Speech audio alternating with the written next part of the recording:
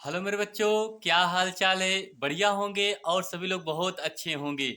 और उम्मीद करता हूँ आप सभी छात्रों की पढ़ाई भी बेहतर चल रही होगी। तो चलिए मेरे बच्चों, आज आप लोग के लिए एक और शानदार क्लास लेकर के आए हैं। आज की क्लास आप लोग के लिए बहुत ही इम्पोर्टेंट क्लास होगी, जो बोर्ड एग्जाम 2025 के लिए। बच्चों, मैं आप लोग के लिए लगातार बनूंगा और आप लोग के लिए कोशिश करूंगा कि नए नए वीडियो लेकर के आए और ज़्यादा से ज़्यादा इम्पोर्टेंट क्वेश्चन लेकर के आए।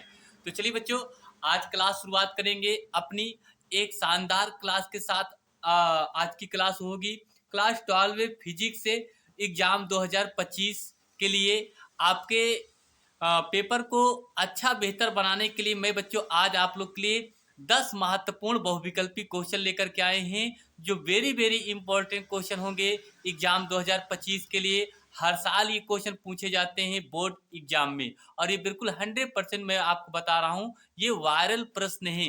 ठीक है बच्चों, अगर आज का सारे क्वेश्चन आप लोग देख लेंगे, और मैं आपको ये भी बताऊंगा बच्चों कि बोर्ड एग्जाम की जो कॉपी होती है उसमें आपके ऑब्जेक्टिव क्वेश्चन को कैसे लिखा जाता है, इसके भी तरीका मैं आपको आज इस वाली वीडियो में बताऊंगा। तो चलिए बच्चों, आप सभी से मैं निवेदन करूंगा कि वीडियो को लाइक शेयर और सब्सक्राइब जरूर कीजिए, और सभी छात्रों से मैं निवेदन करूंगा कि ज़्यादा से ज़्यादा वीडियो को शेयर कीजिए। ठीक, तो चलिए बच्चों स्टार्ट करेंगे अपनी क्लास की।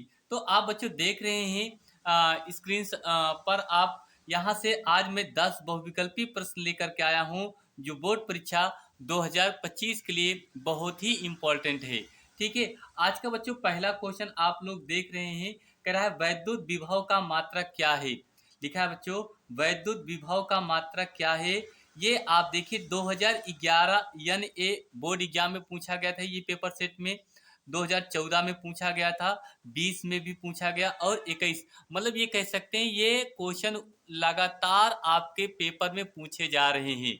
ठीक है, तो इस क्वेश्चन को आप अच्छे से तैयार कर लीजिए। इसके बहुविकल्पी आपको जो विकल्प दिए हैं, ऑप्शन ए दिया है जूल प्रति कूलाम दिया है, ऑप्शन बी में दिया है जूल कूलाम दिया है, और तीसरे में दिया है कूलाम प्रति जूल दिया है, और चौथे में दिया है आपका न्यूटन प्रति कूलाम। तो बच्चों आप लोग कमेंट करिए इसका आंसर क्या होगा। इसके पहले मैं आप लोग को बताऊंगा कि बोर्ड एग्जाम में जो कॉपी होती है उसमें कैसे आपके ये क्वेश्चन को हम हल करेंगे। ठीक है, तो चलिए बच्चों देखते हैं। तो बच्चों ये रहा आपका बिल्कुल बोर्ड एग्जाम का रियल कॉपी। ठीक है, तो ये बोर्ड एग्जाम की कॉपी में सबसे पहले आप करेंगे क्या, दोनों तरफ आप क्या करेंगे, लाइन खींचेंगे।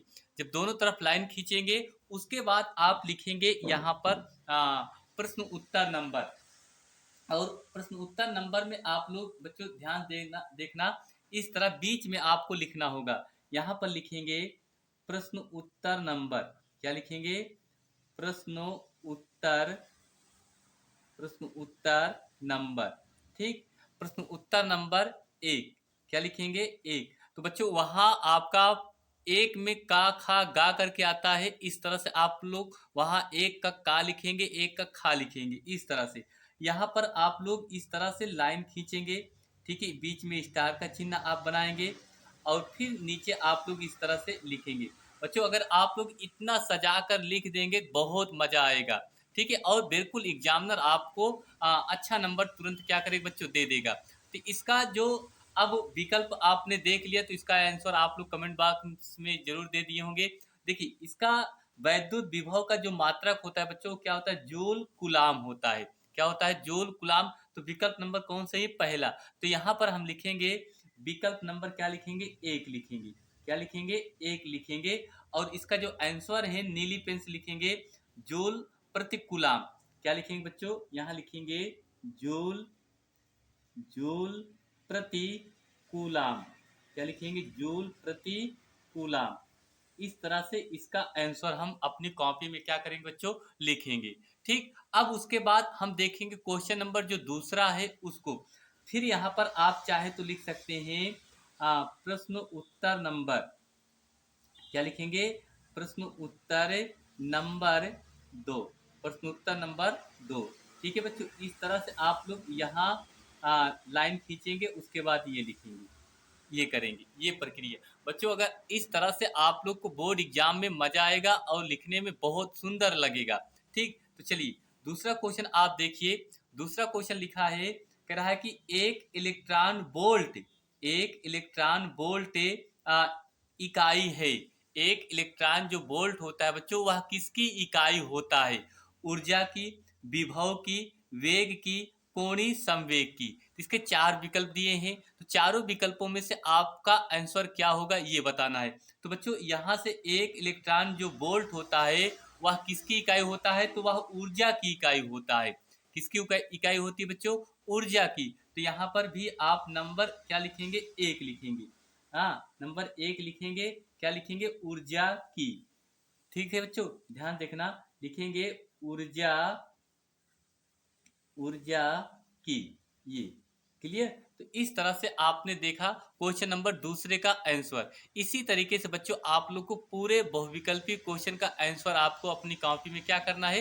लिखना है। ठीक, अब क्वेश्चन नंबर हम देखेंगे तीसरा। ठीक, तो क्वेश्चन नंबर तीसरा आप देखिए। क्वेश्चन नंबर तीसरा लिखा है, किसी आवेशित संधारित्र की ऊर्जा का सूत्र है। ये भी क्वेश्चन वेरी इंपॉर्टेंट क्वेश्चन है बच्चों। इन सारे क्वेश्चन को आप लोग तैयार करना होगा, और ऐसे क्वेश्चन मैं आप लोग के लिए बहुत ही मेहनत करके लेकर के आया हूँ। चूँकि जो प्रीवियर ईयर के पेपर हुए हैं वहाँ से मैं आप लोग के लिए सारे क्वेश्चन लेकर के आया हूँ। किसी आवेशित संधारित्र की ऊर्जा का सूत्र क्या होता है? ऑप्शन ए पहले में दिया है U बराबर, क्या दिया है बच्चों? U बराबर, ऊर्जा को U से लिखते हैं 1/2 अर्थात 1/2 क्यू स्क्वायर सी। दूसरे में U बराबर क्यू स्क्वायर अपान सी। तीसरे में U बराबर 2 क्यू स्क्वायर गुणे सी। और चौथे में आपका दिया है U बराबर सी वी स्क्वायर। ये आपके चार विकल्प हैं। कितने विकल्प हैं बच्चों? चार विकल्प। तो चारों विकल्प में आपका जो तीसरा क्वेश्चन का आंसर होगा ये होगा क्या? इसको U बराबर 1/2 क्यू स्क्वायर सी, ऐसी लिख सकते हैं क्यू स्क्वायर अपान 2 सी। ठीक है, इसका भी पहला आंसर होगा। तो बच्चों यहाँ कॉपी में अपने क्या लिखेंगे? फिर वही लिखेंगे प्रश्न उत्तर नंबर। क्या लिखेंगे बच्चों? प्रश्नो उत्तर। ठीक है, प्रश्न उत्तर नंबर 3 लिखेंगे। क्या लिखेंगे? प्रश्न उत्तर नंबर 3। क्लियर, ये देखिए। तो इसी तरीके से बच्चों आप अपनी कॉपी में उत्तर लिखेंगे, और इसका जो आंसर होगा बच्चों U बराबर 1/2 क्यू स्क्वायर अपान सी। इसका भी पहला आंसर होगा। पहला ही विकल्प सही है, तो यहाँ लिखेंगे U बराबर 1/2 क्यू स्क्वायर अपान क्या लिखेंगे? सी। ठीक, ये इसका आंसर हो गया। तो बच्चों आप देखिए कितना सुंदर आप लोग को इस तरह से लिखेंगे, मजा आ जाएगा। ठीक है, चलिए क्वेश्चन नंबर हम देखेंगे चौथा। क्वेश्चन नंबर चौथा, क्वेश्चन नंबर चौथा भी अब आप देखिए, लिखा है वैद्युत क्षेत्र वेक्टर ई। क्या लिखा है बच्चों? वैद्युत क्षेत्र वेक्टर ई में वेक्टर पी आघूर्ण वाले द्विध्रुव पर लगने वाला बल आघूर्ण है। बल आघूर्ण है। तो इसका जो आपका विकल्प दिया है, विकल्प में आपका दिया है vector A dot vector B. दूसरे में दिया है vector P cross vector E. तीसरे में दिया है 0। चौथे में दिया है vector E cross vector P. ठीक है, तो आपसे ही कह रहा है वैद्युत क्षेत्र वेक्टर ई तथा वेक्टर पी आघूर्ण वाले द्विध्रुव पर लगने वाला बल आघूर्ण क्या होगा? ठीक है, तो इसका आंसर क्या होगा? वेक्टर पी क्रॉस वेक्टर ई। तो इसका आंसर दूसरा सही होगा। तो दूसरा सही है, तो इसका आंसर फिर यहाँ देखिए लिखेंगे। हाँ, लिखेंगे यहाँ बच्चों प्रश्न उत्तर नंबर। क्या लिखेंगे? प्रश्न उत्तर नंबर। क्लियर, प्रश्न उत्तर नंबर 4। क्या लिखेंगे बच्चों? प्रश्न उत्तर नंबर 4। ठीक है, ये इस तरह से आप लोग को लिखना है। तो इसका आंसर आपको दूसरा सही था। कौन सही था बच्चों? दूसरा। यहाँ लिखेंगे दूसरा। क्या सही था? विकल्प में एक बार फिर देख लेते हैं। ये तो वेक्टर क्या है? वेक्टर पी क्रॉस वेक्टर ई। ठीक है, यहाँ लिखेंगे बच्चों वेक्टर पी क्रॉस वेक्टर ई। ठीक, ये इसका आंसर हो जाएगा। इसी तरीके से हम सारे क्वेश्चन का आंसर क्या करेंगे, लिखेंगे। ठीक है, अब अगला क्वेश्चन यहाँ आप लिख सकते हैं, नंबर क्या लिखेंगे, 5। ठीक है बच्चों, नंबर क्या लिखेंगे, 5। इस तरह से आप अपने नंबर को अब लिखना प्रयास कीजिए। ठीक है, चलिए क्वेश्चन नंबर 5वां। क्वेश्चन नंबर 5वां बच्चों क्या लिखा है, लिखा है विशिष्ट प्रतिरोध का मात्रक है। ये भी क्वेश्चन बच्चों वेरी इंपॉर्टेंट क्वेश्चन है आप लोग के एग्जाम के लिए। ठीक है, इसको अच्छे से तैयार करके आपको जाना होगा। लिखा है विशिष्ट प्रतिरोध का मात्रक है ओम मीटर, ओम मीटर इनवर्स से, ओम मीटर माइनस के घाते 2, फिर लिखा है ओम इनवर्स से मीटर। तो आप जानते हैं बच्चों विशिष्ट प्रतिरोध का जो मात्रक होता है, विशिष्ट प्रतिरोध का जो मात्रक होता है क्या होता है, ओम मीटर होता है। क्या होता है बच्चों, ओम मीटर। पहला सही है। तो इस तरह से अपनी कॉपी में यहाँ पर लिखेंगे ओम मीटर। क्या लिखेंगे बच्चों, ओम मीटर। ठीक है, ओम मीटर, ये आपका तो कौन सही था, फर्स्ट नंबर सही है। यहाँ पर आप लिखेंगे पहला। ठीक, अब उसके बाद फिर नंबर यहाँ डालेंगे कौन सा, छठा। क्या डालेंगे, 6 नंबर। ठीक है, ये अब क्वेश्चन नंबर छठा आपका जो कह रहा है, लिखा है चुंबकीय क्षेत्र का मात्रक क्या है। चुंबकीय क्षेत्र का मात्रक क्या है।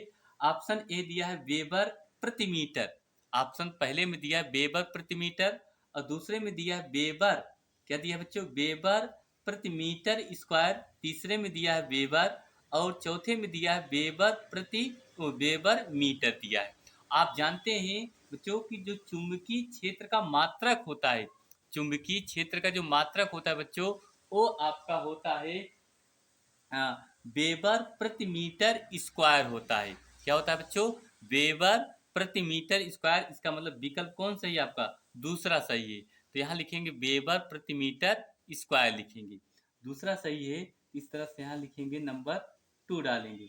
नंबर दूसरा डालने के बाद यहाँ लिखेंगे वेबर, क्या लिखेंगे बच्चों, वेबर मीटर स्क्वायर लिखेंगे।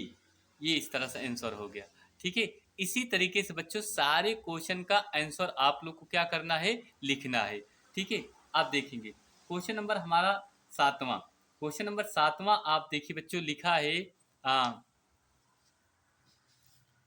देखिए क्वेश्चन नंबर 7वां कह रहा है यदि एल व आर क्रमशः, यदि एल व आर क्रमशः स्वप्रेरकत्व तथा प्रतिरोध को व्यक्त करते हैं तो एल अपान आर की बीमा क्या होगी, एल अपान आर की बीमा क्या होगी। ठीक है, तो यहाँ से आप लोग देखिए, कह रहा है यदि एल व आर क्रमशः स्वप्रेरकत्व तथा प्रतिरोध को व्यक्त करते हैं तो एल अपान आर की बीमा क्या होगी। आप देखिए विकल्प ए में दिया है m के पावर 0, l के पावर 0 t इनवर्स दिया है, दूसरे में दिया है m के पावर 0 l t, और तीसरे में दिया है m के पावर 0 l के पावर 0 t, और चौथे में दिया है m l t के पावर -2। तो इसका जो राइट आंसर होगा बच्चों वो कौन सा होगा, तीसरा सही होगा। क्या होगा, तीसरा। क्या होगा, m के पावर 0 l के पावर 0 t। ये तो इसको भी हम कॉपी में बच्चों कैसे लिखेंगे, ये देखिए। ठीक है, मैं यहीं पर आप लोग को बता दे रहा हूँ क्योंकि यहाँ पर आप समझ ही गए हैं। ठीक है, तो यहाँ क्वेश्चन नंबर आपका जो 7वां दिया है, क्वेश्चन नंबर 7वां, इसका जो आंसर होगा वो तीसरा सही होगा। कौन सा बच्चों होगा, तीसरा सही। तो तीसरे में आपने देखा था m के पावर 0, m के पावर 0, l के पावर 0 और t के t, ये इसका क्या होगा, आंसर होगा 7वें का। ठीक है बच्चों, चलिए अब हम क्वेश्चन नंबर देखेंगे 8वां। क्वेश्चन नंबर बच्चों क्या देखेंगे, 8वां। चलिए क्वेश्चन नंबर बच्चों 8वां आपका भी लिखा है, बहुत ही इंपॉर्टेंट ये भी क्वेश्चन है। कह रहा है किसी प्रत्यावर्ती धारा प्रतिपथ में, किसी प्रत्यावर्ती धारा प्रतिपथ में वोल्टेज V तथा धारा I, तथा धारा I हो तब शक्ति क्षय होता है, तब शक्ति क्षय होता है। ऑप्शन दिया है VI 1/2 VI, तीसरे में दिया 1/v², चौथे में दिया है V तथा I के बीच, V तथा I के बीच वी तथा आई के बीच कला कोण पर निर्भर करता है। तो इसका जो आंसर होगा बच्चों वो चौथा ही होगा। वी तथा आई के बीच, वी तथा आई के बीच कला कोण पर क्या करता है बच्चों, निर्भर करता है। ठीक है, तो इस तरह से इसका आंसर लिखेंगे।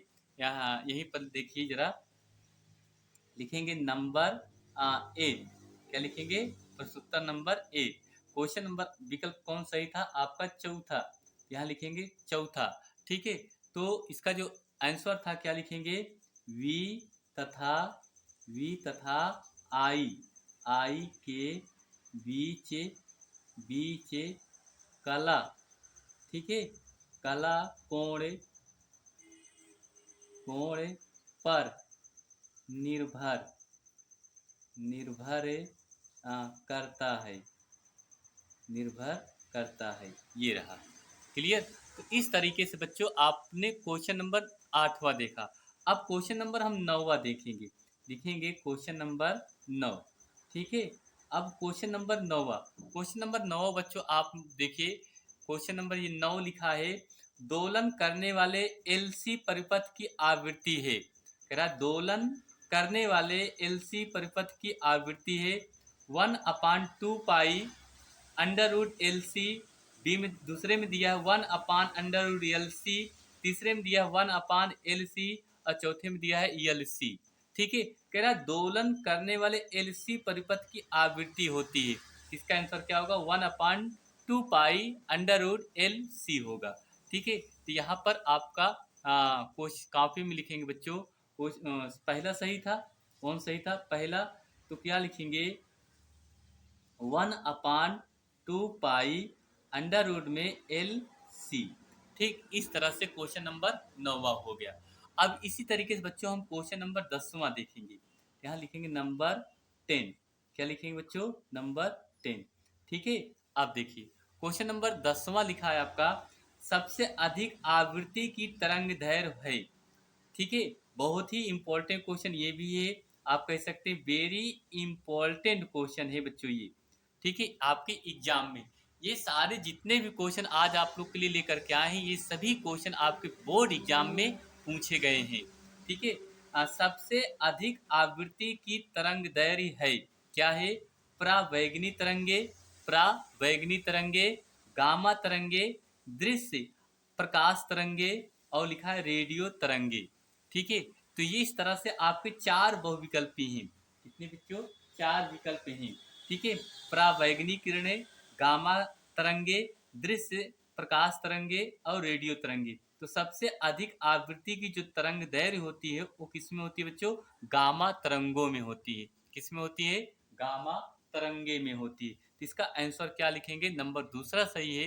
यहाँ नंबर 2 डालेंगे, क्या डालेंगे बच्चों, नंबर 2 लिखेंगे गामा तरंग। क्या लिखेंगे, गामा तरंगे, गामा तरंगे। इस तरह से हो गया उत्तर। तो बच्चों आप लोग मेरी बात को अच्छे से समझ लीजिए, आप अपनी कॉपी में, बोर्ड एग्जाम की कॉपी में इसी तरीके से आप लोग को लिखना होगा। ठीक है, अगर ऐसे लिखते चले जाएंगे आपको एग्जामिनर बहुत अच्छा नंबर देगा। तो बच्चों आज आप लोग के लिए मैं क्लास 12 फिजिक्स के 10 महत्वपूर्ण ऑब्जेक्टिव क्वेश्चन लेकर के आए।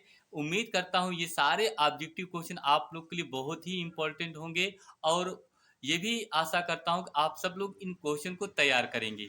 ठीक है, और तैयार करेंगे और बोर्ड एग्जाम में जा करके इन क्वेश्चनों को अच्छे से आप क्या करेंगे, लिखेंगे। और लिखने के तरीके भी आज की वीडियो मैंने आप लोग के लिए बताए।